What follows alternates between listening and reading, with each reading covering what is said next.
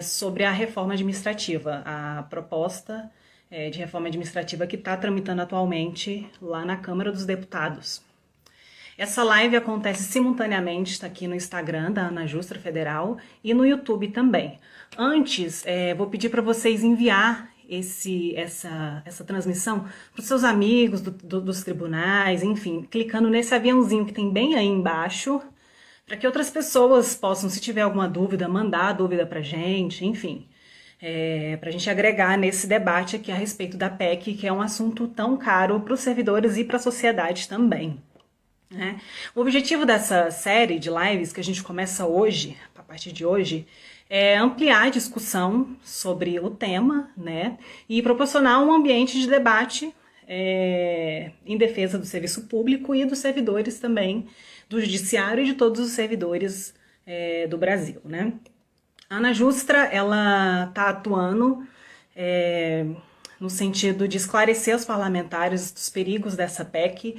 Nós já enviamos cartas aos parlamentares com estudo técnico da nossa diretora de assuntos legislativos, a Glauci, e alertamos sobre as inconstitucionalidades, enfim, dessa proposta que a gente tem posta aí no Congresso. A Ana Justra também tem um site especial onde a gente divulga várias matérias a respeito da PEC, de como está o andamento da PEC, enfim, tem vídeos, tem fotos, tem matérias lá, você pode se informar sempre a respeito desse assunto por lá. Nós enviamos também essa carta aos presidentes dos tribunais e dos conselhos também, até para alertá-los, para eles saberem dos perigos que estão ali escondidos no texto daquela proposta.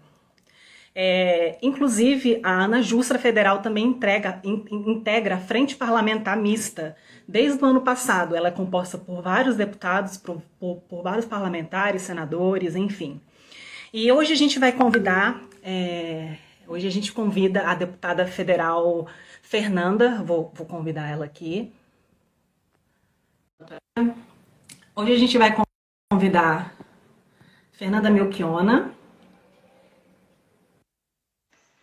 Oi. Olá, Fernanda, boa noite, tudo bem? Boa noite, tudo bem? Tudo jóia. Eu estava apresentando aqui um pouquinho do trabalho da Ana Justra contra essa PEC, em defesa do serviço público, em defesa da sociedade também, porque isso a gente sabe que vai impactar a sociedade também, Primeiramente, eu queria dizer que é um prazer tê-la aqui conosco. Obrigada por ter aceitado esse convite. Para a gente é uma honra receber você aqui nesse momento para esse bate-papo, que é mais um bate-papo mesmo para a gente saber os seus posicionamentos. A gente sabe que você é bem aguerrida nesse ponto de defesa do serviço público. Eu vou te apresentar um pouquinho para quem não te conhece. A Fernanda, a deputada Fernanda, é uma deputada jovem, mas que já está há um tempinho aí. Ela foi vereadora por 3 vezes, deputada? Lá no Rio Grande do Sul. Isso. Integra a Frente Parlamentar de Incentivo à Leitura e é titular na Comissão de Meio Ambiente, na Câmara dos Deputados. E atua combativamente. Eu tenho visto os seus posicionamentos durante as audiências públicas. Isso fez chamar a atenção para a gente convidar você para esse bate-papo aqui, enfim. A primeira pergunta, vamos abrir. Deputada, é realmente necessário uma reforma administrativa no Brasil? Como é que a senhora avalia essa proposta que está tramitando lá na Câmara? Primeiro eu quero te agradecer o convite, é um prazer estar aqui com vocês. Agora eu estou titular na CCJ, por isso também tenho conseguido dedicar o meu tempo a tentar obstruir a PEC 32, que não é uma reforma administrativa. A gente poderia até debater se tu precisa criar mecanismos para melhorar o serviço público, para melhorar a gestão, enfim, sem sombra de dúvida, poderia ser feito esse debate no Brasil, mas o que nós estamos vendo com a PEC 32 não é uma reforma administrativa, é um desmonte do Estado brasileiro, e é um desmonte do Estado brasileiro no sentido de criar uma lógica de reforma trabalhista no setor público, criando uma gama de servidores que serão servidores rotativos, com flexibilidade de contratos no vínculo e, portanto, mais à mercê da coerção dos chefes, do patrimonialismo, do clientelismo na administração pública e, obviamente, com mais baixos salários, com menos direitos. Então, são 4 carreiras que não têm um vínculo definido, 4 tipos de entrada no serviço público. Inclusive, uma delas aprofunda o uso dos cargos em comissão, que a gente sabe tem sido utilizado né, durante os governos como moeda de troca, cabide de emprego. E as profissões que vão ser atingidas vão ser regulamentadas por lei posterior. Por quê? Porque o governo precisa de menos votos, é uma manobra do governo. Bota um texto geral e depois, em lei complementar, diz, não, professor pode ser prazo flexível, procurador pode ser prazo flexível, enfermeira pode ser contrato rotativo, policial militar também, o que é um perigo para os servidores, que é menos direito, e para o Estado, porque não vai ter a permanência daquele servidor e também a tranquilidade daquele servidor. Vamos pensar em alguns casos recentes. O chefe da Polícia Federal do Amazonas, que foi exonerado nesse governo por denunciar a maior desmatamento de madeira ilegal da história do Brasil. Então, em qualquer administração que quer impor uma lógica ideológica, como é o caso da extrema-direita, ou que quer impor algo que é contrário aos interesses públicos, com um vínculo mais rotativo fica mais fácil, é mais perigoso para o servidor, com resultados piores para a sociedade. E há uma divergência, assim, o pessoal fala a respeito dessa reforma, ela atingir ou não servidores atuais. Eu já ouvi comentários de que vai atingir, outros falaram que não, que é só para quem entrar a partir de agora. Como é que a senhora vê isso? Qual que é a sua opinião a respeito disso?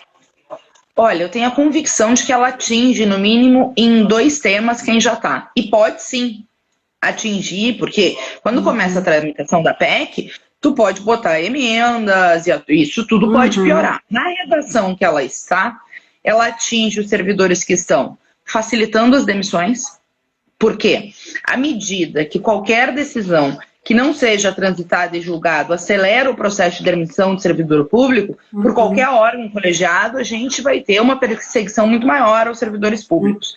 E também a questão da dedicação exclusiva, né, que vai restringir. Por exemplo, tem várias profissões, né, que a gente vai ter, por exemplo, um professor de português, nós temos muito, que além de tudo é escritor, né? Vamos pegar um exemplo da nossa história. O Vinícius de Moraes jamais seria o Vinícius de Moraes, porque ele era diplomata, e nós teríamos perdido um dos melhores poetas, um dos melhores músicos populares brasileiros, se essa lei tivesse em vigência. Isso atinge quem está, na nossa opinião. E óbvio que à medida que tu reestrutura carreiras, tu pode sim atingir o restante da categoria que está, no que tange outros aspectos, como, por exemplo, os direitos, como licença-prêmio e uma série de outros direitos, no que diz respeito também, né, à questão previdenciária dos servidores, porque vai ser uma salada de fruta o conjunto de regras de previdência, já que tu tira o regime jurídico único, que é um risco para a previdência social para todo mundo. Pode ter o risco de depois não ter, né, arrecadação à medida que tu diminui ou muda a forma, né, dos servidores da ativa contribuírem. E eu acho que está sujeito a todos entrarem à medida que essa proposta, se for admitida, quando for a comissão especial, basta um deputado fazer uma emenda em nome do governo dizendo essa reforma se aplica. Aí pode ter um debate do direito adquirido no Supremo, se pode, óbvio, sim. Mas aí, né, depois que está na letra fria da lei, é sempre uma disputa jurídica e política. É mais difícil, né? Qual que é o ponto mais preocupante, na sua opinião, da reforma administrativa? Qual que você acha que preocupa mais? Para mim, é desmontar a ideia do Estado e do servidor com estabilidade. A conquista da estabilidade não foi uma conquista qualquer, né? A ideia da estabilidade no serviço público é justamente acabar com o clientelismo e o patrimonialismo. Essa estabilidade é anterior à Constituição de 88, mas a Constituição de 88 consagra a forma de entrada no serviço público para construir uma carreira via concurso público, para diminuir o que indica, para diminuir a ingerência, né, de governos que passam sobre o conjunto, né, das políticas do Estado brasileiro, etc. E esse ataque é um ataque muito grande, porque a gente vai ter a piora da qualidade dos serviços públicos para a população. É evidente que, primeiro, o desmonte geral da falta de concursos públicos no último período acarretou na dificuldade ou no difícil acesso a vários serviços por parte da população, e como qualquer profissão, pode ter um ou dois acomodados que não querem, né, trabalhar, mas isso é ampla minoria no serviço público, eu digo com muita tranquilidade, porque se a gente pegar na maioria dos políticos, a maioria, né, não cumpre aquilo que promete. Então, assim, eu acho que tem que ter cuidado. O governo usa esse senso comum do povo para justificar que é porque os servidores públicos não trabalham. Isso não é uma verdade. Não é uma verdade. A ampla maioria trabalha e trabalha muito. Trabalha muito, trabalha com o congelamento do salário nos últimos anos. Trabalha e trabalha muito, inclusive a revelia dos governos. E, ao mesmo tempo, sofre com um desmonte, né? Então, tu tirar essa estabilidade, tu vai voltar, alguém botou aqui no nosso vídeo, ao trem da alegria. Porque tu vai ter contratos por prazo determinado, tu vai ter contratos por prazo indeterminado, que o gestor vai ano a ano renovando o contrato, mas quem que vai avaliar? O CC, que eles ampliam para ter mais cargo político com a reforma administrativa. Então, tu imagina, vamos pegar um exemplo concreto. No caso do Ministério do Meio Ambiente, que nós estamos vendo hoje, às 9 da manhã, um servidor público chamado Hugo chegou no seu trabalho e tinha o superintendente lá, junto com o Ministério do Meio Ambiente, para intimidá-lo, porque ele estava fazendo uma comunicação oficial para o TCU, que ele não pode mentir, é um servidor público, e falando o problema das multas ambientais. Foi coagido, foi intimado, chegou a perguntar, vocês vão me prender? Isso que a lei protege hoje, Hugo. Se esse caso com o Hugo acontecesse já na vigência da reforma administrativa, bastaria o gestor dizer ele não é apto ao serviço público. Está demitido. Então, que segurança tu vai ter que a prestação do serviço público vai atender os interesses públicos? Mais do que isso, quem é o servidor concursado ou contratado vai estar sempre com essa espada no pescoço. E digo mais, além de tudo isso, eu acho que um ponto muito grave é esses contratos por prazo determinado poder ser mediado por empresas privadas. Porque daqui a pouco tu vai ter uma empresa privada da educação que vai fazer um contrato temporário de março a dezembro para professores com salários mais baixos. Com salários mais baixos, por que não? Não pague férias, não pague 13º e no outro ano faz outro contrato temporário. Por que não? Né? Se a lei vai permitir. Então, é um desmonte muito pesado, né? A carreira e a ideia do serviço público permanente. Além do que, se tu vai ampliar a vigência ou a possibilidade de uso de CC, não te duvido daqui a pouco ter um CC dando aula. E, deputada, com relação à carreira que você citou, como é que você acha que a reforma administrativa pode impactar no trabalho do Poder Judiciário, dos técnicos, dos analistas, enfim? Como que você acha que pode ter esse impacto da reforma administrativa para o Poder Judiciário? Olha, eu acho que no conjunto, que como Poder Judiciário, nós temos muitos servidores de carreira, muitos servidores, né? Aliás, a ampla maioria, obviamente pode impactar. É evidente que eles deixaram, né, a cúpula dos poderes de fora da reforma administrativa. Inclusive, eu com muita tranquilidade tenho feito esse debate, porque sempre defendi salários menores para deputados federais. Eu acho que deputado federal não é uma carreira, ou um senador, ou um ministro. A gente está ocupando uma função pública, tá? Diferente de um procurador, de um magistrado, de um técnico, enfim, de todos que estão no serviço público, que são concursados e que dedicam a vida, e que, portanto, tem que ter uma carreira, inclusive, para estimular a permanência no serviço público. Então, tenho muita tranquilidade com esse debate, que eles fazem, né, a mentira para a população de que vai atacar os altos salários. Não vai atacar os altos salários. Se fosse para atacar os altos salários, deveria começar pelos dos políticos, né?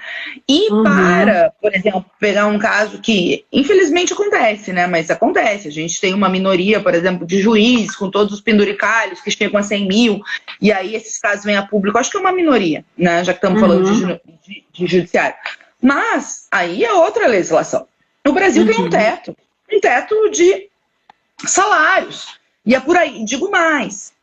É muito fácil também pegar um caso minoritário e tentar transformar na média. A média dos servidores públicos, a ampla maioria, tem uma média salarial de até 4 salários mínimos, 57% de servidores públicos da União e 73% de servidores públicos municipais. Então, assim, a ampla maioria. Mas, se fosse para ser justo, o que tinha que ser feito no Brasil? A atualização do imposto de renda. Atualizar o imposto de renda, aumentar, né,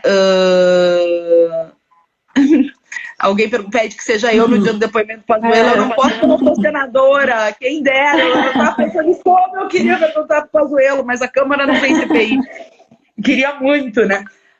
Mas eu estava falando, deixa eu ver só aqui. Eu vou ter que me licenciar um minutinho aqui, mas só dizer isso, né? De que é uma ampla minoria. E se fosse, teria que atualizar a tabela do imposto de renda para ampliar a faixa de isenção e criar alíquotas maiores para quem ganha 35, 40, 50, 60 mil. Eu acho que é justo, tá? A gente pensar numa tributação mais distribuída, aumentar a isenção, né? Porque está lá naquela faixa há anos, não atualiza sequer a inflação, né? Desonerar a classe média, ao mesmo tempo taxar nos altos salários. Deputada, e na sua opinião, por que deixaram de fora o público do alto escalão?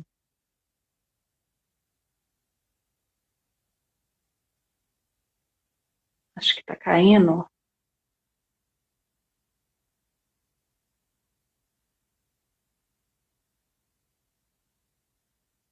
Opa, voltou.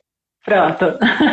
Vamos lá. Eu tinha perguntado a sua opinião a respeito do porquê deixaram de fora esses servidores do alto escalão da reforma administrativa. Eu acho que para evitar a resistência, né, dos servidores do alto escalão, em geral no alto escalão, né, nunca é mexido na República Brasileira, embora sejam setores até minoritários, né. Então eu tenho muita tranquilidade. Mas o que acontece? E eu faço essa denúncia porque é óbvio que se fosse a cúpula do Exército não tá, os deputados federais, senadores, etc. Aí me perguntaram, por que tu não fez uma emenda na PEC 32 para colocar? Porque a PEC 32 vai penalizar o conjunto da carreira de servidores públicos. Não é aqui. Porque aí é muito fácil, né? Aí tem uns que são a favor de desmontar a carreira de servidores públicos e que querem incluir os grandões, mas para justificar o ataque aos pequenos. Não é aqui. A PEC 32 precisa ser derrotada. Né? E aí, os altos escalões a gente tem que pegar no extrateto, tem que pegar atualizando a tabela de imposto de renda. Sabe por que é importante atualizar a tabela de imposto de renda também? Porque tem que pegar da rede privada, quem ganha 100 mil e paga os mesmos 27% de quem ganha 6 mil. Não é justo. Ganha 100 mil, vai pagar mais alíquota. E o cara que ganha 6 mil está estacionado nessa faixa há um tempão, porque ele perdeu o poder de compra, né? Na prática, não atualizou a tabela do imposto de renda. É o caso da Luciana, que está dizendo pagar 27%. E ao mesmo tempo, se tu fosse atualizar, o ponto de corte hoje seria quase 5 mil reais de isenção para o imposto de renda. Seria 4 mil e pouco. Não é o que acontece. Então tem que atualizar o imposto de renda, desonerar a Luciana e ao mesmo tempo onerar quem tem salário de 50, 60, 100, 200 mil. E tem um monte na rede privada, os CEOs e tal. Então, né, eu acho que seria o mais justo. Entendi. Já para finalizar, deputada, neste momento de pandemia que a gente não pode ter aquele corpo a corpo com os deputados, com os senadores, com os parlamentares, enfim, qual que é a orientação que você dá assim, para os nossos associados? Como é que eles podem se manifestar contra essa proposta e formar esse coro e aumentar esse coro aí contra essa PEC que tanto aflige, tanto está preocupando a gente? Olha, eu acho que é muito importante. Muito importante, né, se mobilizar virtualmente, marcando os deputados por WhatsApp. Agora, talvez, a primeiro momento, seja pegar todos os deputados da CCJ, né, os 65 deputados. Eu acho que pode excluir o da oposição, porque os da oposição já têm compromisso de votar contra a admissibilidade. Isso nos ajuda. É o Murilo Quintana ali, meu amigo? Ai. Será? Será que é o Murilo Quintana? Eu não consigo reconhecer pela foto, porque, né? Enfim, mas o que eu ia dizer é que esse momento da CCJ vai ser no final da semana que vem, no início da outra. Então, fazer uma força-tarefa para os 65 da CCJ e bombardear, gente.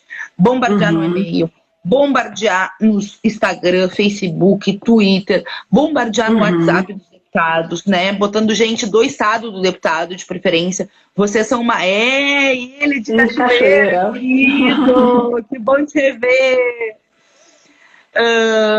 Bom, mas a gente tem que fazer isso e botar de preferência, porque você é uma entidade nacional, o pessoal do estado do deputado, a pressionar o deputado. E eu digo, pra gente não precisa, porque a gente já tem esse compromisso, então é perder tempo falar no sentido de né, nos marcar e tal. Eu já tô bombardeando contra a PEC 32. Para não perder tempo, tira os da oposição mais firme e vai em cima dos outros. Porque a CCJ é o primeiro passo da admissibilidade. E se a gente né, obstruir, enfim, né, for para cima, para que não seja aprovado na CCJ, seria uma vitória enorme. É uma luta hercúlea, difícil, porque a gente não pode ter mobilização, mas vocês podem ajudar muito nas redes e no WhatsApp. Maravilha. Finalizando, eu gostaria de lembrar, né, os nossos associados que eles podem demonstrar a sua insatisfação. A gente tem uma página especial, deputada, que as pessoas podem encaminhar para os parlamentares um estudo técnico que foi realizado pela nossa diretora de assuntos legislativos do ALCE, e a gente pode votar em abaixo-assinados também através dessa página. Eu queria só lembrar também que a nossa próxima live vai ser informada nas nossas redes, vai ser com o senhor José Celso, do IPEA, e oportunamente a gente vai divulgar nas nossas redes também. Eu queria agradecer, deputada, a sua disponibilidade, muito obrigada a todos que tiveram até aqui, tá bom? E é isso, vamos juntos aí contra essa proposta aí. Obrigada e até a próxima, deputada. O prazer foi todo meu, foi um prazer mesmo estar aqui contigo, com a nossa turma. Alguém perguntou se vai passar, se defender de mim não passa, mas eu preciso da ajuda de vocês para que não passe. Certeza. Vamos para cima, vamos pressionar. Já diziam as mães lá da Argentina, né, que enfrentaram a ditadura, que defendiam seus filhos presos e torturados e alguns mortos na ditadura argentina. Não tem luta perdida a não ser o que a gente abandona. E olha que elas perderam os filhos do Estado. Então, não vamos abandonar, gente. Vamos fazer essa luta. Conto com vocês também. Um beijo grande, é isso aí. querida. Obrigada, deputada. Boa noite. Tchau, tchau. Tchau, tchau. Tchau.